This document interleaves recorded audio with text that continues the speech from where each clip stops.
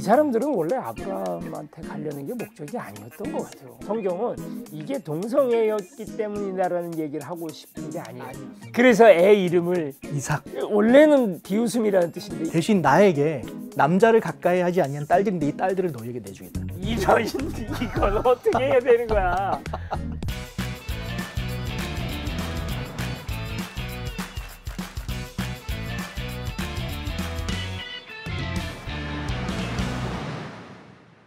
안녕하세요. 안녕하세요. 선언 없는 목사 김재현 목사입니다. 정영주 목사입니다. 저번 주에 우리가 하나님께서 이제 아브라함과 계약을 맺으는 장면까지 나눴습니다. 그리고 나서 이제 구체적으로 하나님께서 아브라함에게 너에게 언제 자녀를 줄 거야 라고 구체적으로 말씀하시는 장면으로 넘어가요. 그런데 이제 이게 되게 애매해요. 하나님과 하나님의 천사 셋이서 그 아브라함의 장막에 도착을 해서 이삭이 태어날 거다라는 이야기를 해주는 장면인데, 이 사람들은 원래 아브라함한테 가려는 게 목적이 아니었던 것 같아요. 그렇죠. 이 사람들은 소돔과 고모라 땅으로 가려고 했었죠. 그러니까 아브라함이 그 세 사람에게서부터 이삭이 태어날 거다라는 이야기를 듣고 기분이 좋아지고, 또 롯과 소돔 고모라가 이제 멸망할 거다라는 이야기를 듣게 되는 것은 어떤 면에서는 하나님의 원래 계획은 아니었다. 하나님은 소돔과 고모라를 멸하러 가시는 길에 아브라함을 만났던 거다라고 보여지지 않아요? 그렇죠. 근데 이 장면을 보면 또 재밌어요. 지나가는 사람들이었거든요. 세 사람. 근데 갑자기 어느 순간 아브라함이 이 사람들을 향해서 주님이라고 부르기도 해요. 하나님이에요? 아니면? 저는 확실하게 잘 모르겠어요. 이거를 확실하게 이분은 하나님이야? 아니면 이분은 뭐 그냥 지나가는 나그네야? 어떻게 해석을 해야 될지 모르겠지만 저의 그냥 간단한 추측으로 생각하자면 하나님의 사람들이 아니었을까. 하나님의 사람, 휴먼, 닌겐. 이상한데 잠깐만. 하여튼 하나님의 사람이 아니었을까 싶어요. 닌겐데스. 예. 그런데 아브라함은 이 사람을 향해서 또 주님이라고 얘기도 하고 하나님의 사자라고도 얘기하니까 조금 헷갈리기는 해요. 원래도 베두인들, 중근동의 베두인만 그런 게 아니고요. 모든 유목 목축, 그리고 또 사막이나 툰드라 지역 같은 데에서 목축하는 사람들에게는 다 있는 전통이에요. 그렇죠. 지나가는 나그네를 극진히 대접한다. 모르는 사람일지라도, 그 사람이 누구인지 모를지라도, 그리고 그 사람의 의도가 어떤 의도인지 모를지라도 그 사람을 정말 극진하게 대접을 하는 문화가 있죠. 그런데 이제 그 대접을 거절하면 도리어 그걸 모욕으로 느끼고 그러면 이제 화를 낸다는 거예요. 이유가 있겠죠. 아무래도 인적 없는 곳을 사람들이 다니다 보면 굶어 죽거나 해를 당하게 되기 때문에 그 사람들을 살린다. 다음번에 내가 똑같은 일을 당할 수 있기 때문에, 그때 당시 고대의 그 중근동에는 윤리가 요거 하나만 있어요. 나그네를 잘 대접해라.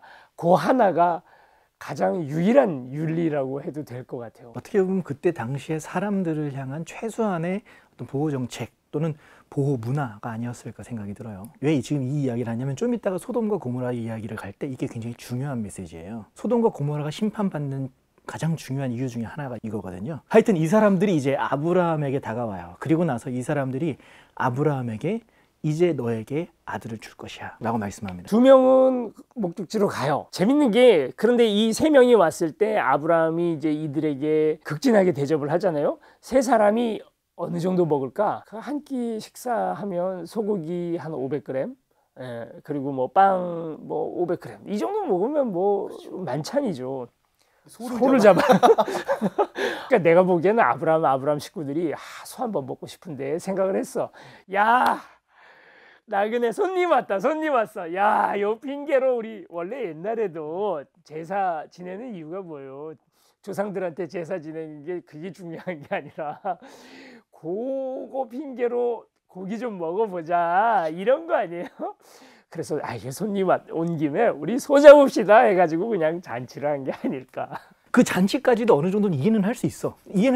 그럴 수 있다. 근데 문제는 뭐냐면 그 사람들을 극진하게 대하는데 그 극진함이 좀 오바가 되는 것 같아요. 좀 나중에는. 너무 부담스럽지 않았을까? 찾아온 사람이 너무 심지어 발까지 씻겨주잖아요. 쉽지 않네요. 이게 분명히 도시 문화는 아니에요. 그래서 이제 이들이 아브라함에게 구체적으로 자녀를 언제 줄 것이다 라고 말씀하는데, 그때 재밌는 장면이 하나가 나와요. 그 옆방에서, 그러니까 옆 텐트에서 아브라함의 아내 사라가 이걸 엿듣고 있었던 거예요.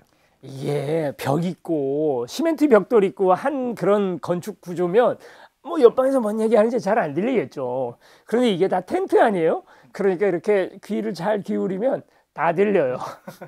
그런데 아브라함은 지금 은혜 받고 있는 거죠. 앞에 주님이 앉아 계시고, 이 주님인지 천사인지 사람인지 알 수 없는 그분이 앉아서 이제 너가 어떤 보상을 받게 될 거라는 어떤 이야기를 다 듣고 있으니까 아브라함은 너무 좋은데 은혜 받고 있는 거예요. 그거 아세요? 예배당도 이렇게 쭉 있으면 맨 앞자리에 있는 분들은 많이 은혜를 받잖아요. 저 뒷자리에 앉아 있는 사람들은 삐딱하게 들어요. 가장 은혜를 못 받는 사람들은 방송실에 있는 사람들. 그 사라가 듣는 자세에 따라서 굉장히 달라요. 그렇게 삐딱한 자세로 들을 때 도리어 아브라함은 거기서 은혜를 받고 있는데 사라는 거기에 대하여 마음이 삐딱하게 들리는 거예요. 그래서 말씀해 보면 그 사라가 웃었다라고 얘기해요. 근데 그 웃음은 비웃음이죠. 그렇죠. 그래서 애 이름을 이삭 웃음이라고 지었죠. 원래는 비웃음이라는 뜻인데 이 비웃음이 나중에는 진짜 행복의 웃음으로 바뀝니다. 하여튼 이렇게 이제 소돔과 고모라로 갑니다. 한 사람은 남아서 그 이야기를 하고 있는 거고 그쵸, 먼저 둘은 갔어요. 이 남아있는 사람이 그 얘기만 한 게 아니라 소돔과 고모라가 곧 멸망할 거다라는 이야기도 같이 해줘요. 이삭이 태어나는 이야기와 소돔과 고모라 이야기를 해요. 그랬더니 아브라함이 그 사람 붙들고 얘기를 하는 거죠. 의인 100명이 있으면 어찌하실 겁니까? 하고 물어봐요. 100명 있으면 내가 거기 심판하지 않는다. 그랬더니 아브라함이 이게 또 말장난하는 거야. 50명 있으면 어떡할 겁니까? 또 물어봐요. 그랬더니 50명 있어도 심판하지 않는다. 한 번만 더, 한 번만 맞아요. 10명은 어떻게 하실 거예요? 10명 때문에 그곳을 심판하지 않겠다 말씀하시죠. 그러니까 우리 처음 얘기한 게 뭐예요? 창세기 12장 1절 이야기, 너가 복의 근원이 될 것이다. 한 사람이 있고 없고 그 사람이 내 이웃이라는 사실 때문에 많은 사람들에게 복의 근원이 되게 해준다는 거잖아요. 아브라함, 그의 믿음이 바로 섰을 때 이웃 사람들이 함께 복을 받는 구조로 되어 있는 거예요. 아브라함뿐만 아니라 어떤 믿음이 있는 의인이 그 자리에 있을 때 이걸 꼭 믿음이라고 얘기를 하면 안 돼요. 그러니까 믿는 사람이 있느냐 없느냐라기보다 성경은 분명히 의인이라고 말해요. 물론 이 의인이 믿음이 있는 사람이다. 이걸 꼭 이퀄 표시를 하기는 좀 어렵지 않을까요? 그렇죠. 의인 10명은 그 공동체 전체를 살릴 수 있는 사람이에요.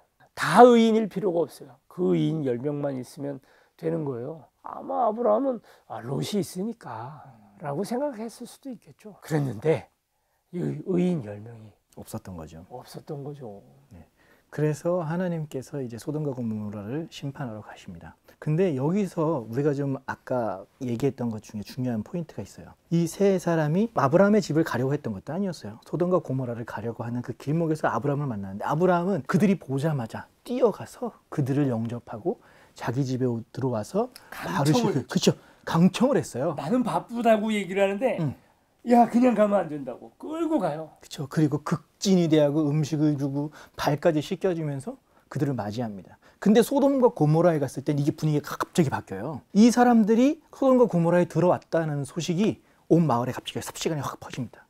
우리가 생각하는 도시 안산만 해도 낯선 사람이 와도 모르잖아요. 저기 옆 동네 사는 사람, 뭐 옆집 사는 사람도 잘 모르는데. 근데 그때 당시 소돔과 고모라 인구가 그냥 뭐 몇백 명, 몇천 명 단위예요. 그러니까 지나가다가 보면 못 보던 사람인데가 바로 보이는 정도 동네 규모거든요. 그러면 무슨 생각을 해야 될까요? 너무 비교가 되죠. 그렇죠. 아브라함이 했던 것하고 소돔과 고모라 사람들은 이 사람을 성적 대상화를 시켜버립니다. 아브라함은 이 사람을 극적으로 대했어요. 그리고 정말 손님 맞이를 아주 정성을 다해서 맞이를 해줬는데 소돔과 고모라에서는 이 사람이 성적 대상화가 되어서 이게 좀 성경적인 표현도 되게 좀 힘들어요. 성적으로 성경에서는 상관한다 뭐 이런 표현을 썼는데 네, 그래서 내가 너를 상관하리라 이렇게까지 얘기하거든요. 그러니까 어떻게 보면 겁탈하려고 했던 거죠. 남자가 남자를 겁탈한다라고 생각을 해서 그거에 대해서 얘기를 하는데 이제 여기에 우리가 성경에서 되게 중요한 부분이 있습니다. 이 사람들, 이 세 사람의 천사가 남자다 여자다라는 말이 없어요. 이게 왜 없다라는 이야기를 지금 제가 강조하냐면 성경은 이게 동성애였기 때문이다라는 얘기를 하고 싶은 게 아니에요. 아니었어요. 그게 동성애라는 얘기를 하고 싶었으면 남자들이 몰려왔고 그들이 남자였다라는 얘기를 명시했을 텐데 성경은 그게 관심 없어요.